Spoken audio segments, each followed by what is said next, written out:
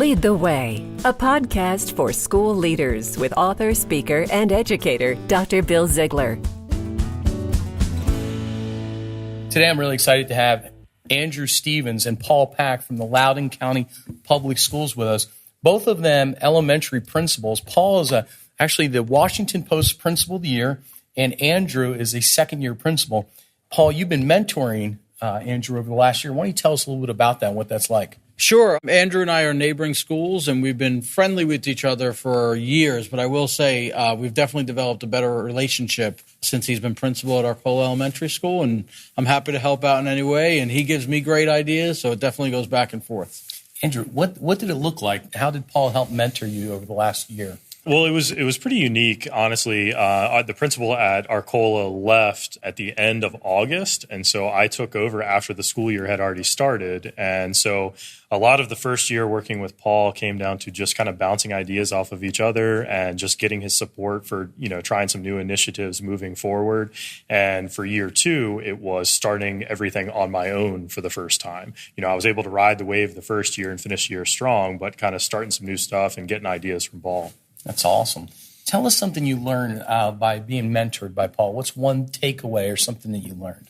For me personally, technology was not necessarily a strength of mine. And one of the things that I've learned from Paul is how to incorporate technology to make things easier being a leader. Awesome. And Paul, what did you learn? What's one thing you learned from the mentoring? The thing with Andrew is he definitely wanted to take a very collaborative approach to his leadership style, which was a little bit of a shift from the old way that we ran in Loudoun County. But just what I really got from him was, his drive and his determination to do so. And together we kind of said we tried to anticipate what the obstacles were going to be along the way.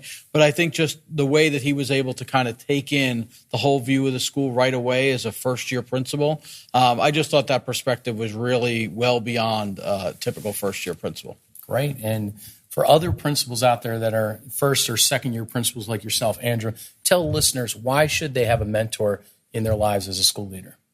I think that a lot of times being a school leader, you are on an island by yourself. You may have a team that's with you, but they don't see every aspect or the waves coming in from every side like you do and how to navigate that. I think with having a mentor who's doing the same job that you are, just in a different building, they're able to help you not be on an island. It's someone else to at least talk to, someone else to, discuss important things with, things that may bother you, complaints that come in, and have an open conversation about that. And I think having a mentor definitely allows you to just not be on an island by yourself. Awesome. And guys, I'm going to challenge you to think about one word that summarizes the mentoring experience between the two of you. I'm going to ask each of you, what's that one word that summarizes the mentoring time between both of you?